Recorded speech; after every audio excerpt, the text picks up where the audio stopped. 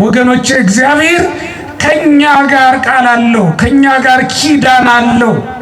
ላይተወን ላይለየን ቃል ኪዳን አለው። እግዚአብሔር ትቶኛል ብላችሁ እንዴት አስባችሁ? በእውነት ክርስቲያኖች ትቶኛል ብሎ ያሰበ ሰው በእውነት እግዚአብሔርን እንደ አምላክ ያውቀዋል፣ እንደ ፈጣሪነቱ ያውቀዋል፣ ይቀበለዋል። እግዚአብሔር ይተው ዘንድ በእውነት ይችላል? እግዚአብሔር ቃሉን ይረሳ ዘንድ ይችላል? እግዚአብሔር መርሳት አለ በሱ ዘንድ? ማንም በሱ ዘንድ የተረሳ አይደለም። አንተም አንቺም በሱ ዘንድ የተረሳችሁ አይደላችሁም። እንኳን እኛን ይረሳ ዘንድ እግዚአብሔር የራስ ጠጉራችንን እንደማይረሳ ቃል ገብቷል። እግዚአብሔር ከኛ መካከል እግዚአብሔር ረስቶ የራስ ጠጉሩን አጉድሎ የፈጠረው ሰው አለን? ከኛ መካከል እግዚአብሔር ረስቶ በጣቶቹ ላይ ጥፍር ያላበቀለለት ሰው አለ እንዴ? እግዚአብሔር ከኛ መካከል ረስቶ እግዚአብሔር ዓይን ያልተከለለት ሰው አለ እንዴ? ከኛ መካከል ረስቶ እግዚአብሔር አካል ያጎደለበት ሰው አለ እንዴ? ይህን ያክል የማይረሳ ከሆነ እግዚአብሔር ረስቶኛል ብላችሁ እንዴት አስባችሁት? በእውነት ክርስቲያኖች ስለራበን፣ ስላመመን፣ ስለደከመን፣ ስለጎደለብን ረሳኝ ብለን እንዴት እናስባለን እንዴ? እግዚአብሔር ረስቶ ተሳስቶ ፀሐይ ዘግይታ ታውቃለች? እስኪ ንገሩኝ፣ ዘግይታ ታውቃለች? አታውቅም። እግዚአብሔር ረስቶ ተሳስቶ ፀሐይን ያለ ጊዜዋ በሰማይ ላይ ትቷት ያውቃል? ጊዜዋን አይታ ጠብቃ ትገባ አይደለም? ይሄን እኮ እንደ ትራፊክ መብራት አንድ ጊዜ ሲስተሙን አጀስት አድርጎ ትቶት ይሄድ አይደለም። እግዚአብሔር አዘጋጅቶ ትቶት ነው አይደለም? በየቀኑ ይመግባል፣ ሳይረሳ ሁሉን ያሰናዳል። እግዚአብሔር በአንድ ጊዜ ብቻ ነው እንደ ምድር በዕለተ ሰሉስ እጽዋትን እንድታበቅል የታዘዘችው? ዛሬ ስታበቅል የለም እንዴ? እጽዋት እንዲያብቡ እንዲያፈሩ ዛሬም በየጊዜው ክረምትና በጋው ነፈራርቅ የለ? እግዚአብሔር ረስቶት ክረምቱን እንዳስገባው ትቶት ያውቃል? ተኝቶ ያውቃል? ዘንግቶት ያውቃል? በጊዜው ክረምቱ ይመጣል፣ በጋው ሲመጣ ደግሞ ዝናቡ ይቆማል። ደመናት የሚመጡት በጊዜያቸው፣ ውሃ የሚቀዱት በታዘዙበት ጊዜ ነው። ደመና እኮ ዛሬም አለ፣ የበጋ ደመና ግን ውሃ ቀድቶ ከውቅያኖስ ውሃ ጠልፎ አምጥቶ በምድር ላይ ሲያፈሳ እንመለከተውም። ለምን? እግዚአብሔር አይረሳማ፣ በሰዓቱ ነው የሚያደርገው። አይረሳሽም፣ አይረሳህም። እግዚአብሔር አይረሳንም፣ አይተወንም። እግዚአብሔር እንዲህ ያለ የታመነ አምላክ ነው። አይረሳንም በሉ ክርስቲያኖች፣ አይረሳንም። መቼም ማንንም አይተውም። ቢረሳህ እኮ ነው ያለ ሰይጣን ነው። ጸሎትሽን ያልተቀበለሽ እኮ ቢንቅሽ ነው ቢተውሽ ነው ብሎ የሚናገር ሰይጣን ነው። ይሄን የሚያሳስብ እግዚአብሔር ማንንም አይተውም። ክርስቲያኖች የማንንም ጸሎት አይነቅም፣ ይቀበላል። እስኪ ተመልከቱት። በበረሃ ያሉትና አቡነ አሮን ፀሐይ ትቁምልን በሰማይ ብለው ጸለዩ፣ ተቀበላቸው። በከተማ ያሉት ሕዝብ የሚመሩት በስልጣን ላይ የነበሩት እነ ኢያሱ ፀሐይን ጨረቃን አቁምልን አዘግይልን ብለው ለመኑት፣ ተቀበላቸው። ኢያሱ ባለ ትዳር ነው፣ የልጅ አባት ነው፣ ባለ ሚስት ነው። አሮን ደግሞ መነኩሴ ነው፣ ባህታዊ ነው። የባህታዊውን ጸሎት ከዓለማዊው ጋር እኩል የሚሰማ እግዚአብሔር። አቡነ ገብረ መንፈስ ቅዱስ ባህታዊ ናቸው፣ በገዳም የሚኖሩ 562 ዓመት እህል ሳይቀምሱ እግዚአብሔርን ያገለገሉ ሰው ናቸው። ሌሊት አይተኙም፣ ቀንም አያርፉም። ሌሊትና ቀን ሳይቆሙ እንደቆሙ ሳያርፉ ያገለገሉ ጻድቅ ናቸው። 562 ዓመት እንደቆመ ሳያርፍ ያገለገለው ባህታዊ የለመነውን ጸሎት እንደሰማ ሁሉ አብርሃምንም ጸሎቱን ተቀብሎታል። ተመልከቱት። አብርሃም ከሚስቱ ከሳራም አልፎ ከአጋር ልጅ የወለደ ሰው አይደለም እንዴ? እንዲህም ሆኖ ግን እግዚአብሔር አልረሳውም፣ ቃል ኪዳኑን አላጠፈም። የትኛው ኃጢአትህ ነው አንተን ተራራ ሆኖ ከእግዚአብሔር እይታ የሚጋርድህ? የትኛው ተራራ ነው ከእግዚአብሔር ጋርዶ እንዳንተያይ ያደረገን? እግዚአብሔር የማያየው ቦታ አለ? እግዚአብሔር የሚሰወረው ቦታ አለ? በእውኑ እግዚአብሔር ቢተወንስ ኖሮ መኖር እንችላለን? መኖር እኮ አንችልም። የተዋችሁት ቤት በበነጋው በሌላ ቀን ብትሄዱ ሸረሪት ወርሶት አይደል የምታገኙት? የተዋችሁትን የማትኖሩበትን ስፍራ ግድግዳው ነቅቶ ፈራርሶ አይደል የምታገኙት? ወድቆ እቃው ያስቀምጣችሁት ረስታችሁት ትንሽ ቀን ብትቆዩ። እግዚአብሔር የሚረሳ ቢሆን ኖሮ በእውነት እንዴት በተተውነ ነበር። ስለማይረሳ ነው እንጂ እግዚአብሔር በእውነት ዛሬ እንደ ሰዶም እንደ ገሞራ ባልሆንም ነበር፣ ባልጠፋንም ነበር። ሰዶም ገሞራ የሰራችውን ኃጢአት እኮ እኛም ሰርተናል። ስለማይረሳ ነው እንጂ እግዚአብሔር እንደ ሰባት ካት ዛሬ ንፍሯ ወርዶ ባልቀቀለንም ነበር። እንደ ሰባት ካት ያለውን ኃጢአት ዛሬም ሰርተናል። እነሱም እኮ የፈጸሙት ዝሙት ነው፣ ሌላ ነገር አላደረጉም። እንደዚህ ዘመን ዝሙት በዝቶ የተሰራበት ዘመን አለ። እነሱም እኮ የሰሩት ይሄንን ነው። እኛ እንደ አፍኒን እንደ ፊናስ አይነቱን ኃጢአት አልሰራንም ዛሬ እንደ ካህናቱ። እነሱ መቅደስ አያውቁ፣ ከተማ አያውቁ። መቅደሱና ከተማው አንዱ ነውባቸው። ወደ ቤተ መቅደስ ለጸሎት የመጡትን ሴቶች ሳይቀር ይቀጣጠሯቸው ነበር፣ መቀጣጠሪያ ያድርገውት ነበር ቤተ መቅደሱ። መሰዊያውን ለራሳቸው ጥቅም አውለውት ነበር። ተመልከቱት። ነገር ህዳር 21 ላይ ምናልባት በሰፊው ታሪኩን ተሰሙት ይሆናል። በመሰዊያው የራሳቸውን ጥቅም መሰብሰቢያ ያድርገውት ነበር። ዛሬ የንግድ ስፍራ የማያውቁ ቤተ መቅደስ ለይተው የማያውቁ ሰዎች አሉ አይደል? የቤተ መቅደሱና የንግድ ስፍራው ተመሳስሎባቸው ቤተ መቅደስም ሲነመጡ ይነግዳሉ፣ ከተማም ሲሄዱ ይነግዳሉ። እንደዚህ ሆነው ይኖራሉ። ቤተ እግዚአብሔርና ከተማው ተቀላቅሎባቸው በቤተ እግዚአብሔር ቅጥር አካባቢ ራሱ ፈቃደ ስጋቸውን የሚፈጽሙ ሰዎች እኮ አሉ። በአፍኒን በፊናስ ዘመን የተደረገው ኃጢአት በእኛ ዘመን አልተደረገም ትሉኝ ዘንድ ትችላላችሁ? ማስረጃ አላችሁ? እንዴት ሊሆን ይችላል? የአደባባይ ጉዳይ አይደል? ስለዚህ እግዚአብሔር ትቶናል እንዴት እንላለን? ቢተወን ኖሮ ፀሐይ ዛሬ መውጣት ነበረበት። ቢረሳን ኖሮ ማልትና ሌሊት መፈራረቅ ነበረበት እንደ ኃጢአታችን ብዛት። ስለዚህ እግዚአብሔር አልተወንም። እኔ ግን የሚለው በጣም የሚያጽናና ቃል በእውነት እኔ ግን አልረሳሽም። ሁሉም ይተዋል። ሰው ቢሆን እኮ ይተዋል። ምክንያቱም በአንድ ወቅት እንዲህ ተብሎ ነበር። ቅዱስ ጴጥሮስ እንዲህ አለ፣ እመኒ ኩሎሙ ክህዱ ከአንሰየ ክህደከ። ሁሉም ቢክዱ እኔ ግን ምን አልልም አልክድህም አለ። ግን አልካደም። እኔ ግን አልተውሽም ብሎ ከእናትና ከአባትሽ የለየሽ ባልሽ ሊተውሽ ይችላል። እኔ ግን አልተውህም ብሎ የማለልህ ባልንጀራ ሊተው ይችላል፣ ሊረሳ ይችላል የተሻለ ሲያገኝ። እግዚአብሔር ግን አንተን በተሻለ ሰው ሊለውጥ አይችልም።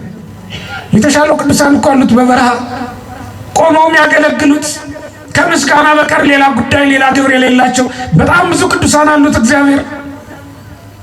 ከአንደበታቸው እንደ ጥሩ ውሃ ምስጋና ብቻ የሚፈስ እውነትና ሐሰቱ የተቀላቀለ በአንተንም እግዚአብሔር ትቶ አያውቅም። እስከ ዛሬ ድረስ ይመግብሃል፣ ጤናህን ይጠብቃል እግዚአብሔር። እንደነዚያ ቅዱሳን ሁሉ ዛሬም ምግብናውን አላቋረጠብንም እግዚአብሔር። ይልቁንም አብልጦ እያደረገልን። እነሱ በቀን አንድ ጊዜ ነው የሚመገቡት፣ እኛ ግን በቀን 3 ጊዜ 4 ጊዜ ምናልባትም ከዚያ በላይ ልንመገብ እንችል ይሆናል። አልተወንም ዛሬም እግዚአብሔር። ሁሉም ትቶናል እኮ እግዚአብሔር እኮ ነው ያልተወን። ሁሉም ትቶን እሱ ነው። እኔ ግን አልተውሽም ይላል እግዚአብሔር። ይህን ቃል አስታውሱ ክርስቲያኖች። በጨለማም ቢሆን በብርሃንም ቢሆን ይህን ቃል አስቡ። እኔ ግን አልተውሽም ያለሽን እግዚአብሔርን ያለህን እግዚአብሔርን ከነፍስህ ጋር ይሄ ቃል ኪዳን እንዳለው አስብ። ከነፍሳችን ጋር ይህን ቃል ኪዳን ተጋብቷል እግዚአብሔር። አይተወንም፣ ለዘላለም ላይጥለን ላይተወን ቃል ገብቷል። በደሙ ገዝቶ ገንዘቡ አድርጎናል እግዚአብሔር። ገንዘቡን እንዴት ይረሳል? እስኪያስቡት። የገንዘብ ቢኖራችሁ ሰው እጅ ላይ ሆኖ እኮ ታስቡታላችሁ አይደል እንዴ? ገንዘባችሁን የእናንተ ነውና ረስታችሁት ልትተውት አትችሉ። ገንዘባችሁ ስለሆነ ሀብታችሁ ስለሆነ እኛም ዛሬ ምንም እንኳን ኃጢአት እያባበለች ወስዳ በሰይጣን እጅ ብታስገባንም እግዚአብሔር ግን አይተውንም። ገንዘቦቹ ነና በደሙ የገዛን ገንዘቦቹ ነና መስቀል ላይ ወጥቶ መከራ የተቀበለልን በግርፋቱ በሰንበሩ በደሙ በመከራው የገዛን ያዳነን ፈውስን የሰጠን እሱ እግዚአብሔር ጌታችን ነው።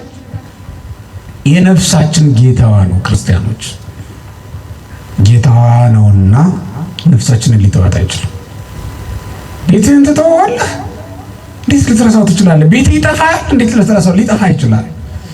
ምናልባት ሌላ ሰው ይሆናል እኮ የሚኖርበት፣ ግን አትረሳውም፣ አንተውም። እግዚአብሔር ቤቱን እንዴት ይተዋል? እኛ እኮ ቤተ መቅደሶቹ ነን፣ ማደሪያዎቹ ነን። ግን ክርስቲያኖች እኛ የእግዚአብሔር መሆናችንን በደንብ እንይ። እግዚአብሔር አይረሳንም፣ ግን እኛ ረሳነውም ወይ? ይታን ጸሎቱ ካረሳው ትጸልይ ነበር አይደል?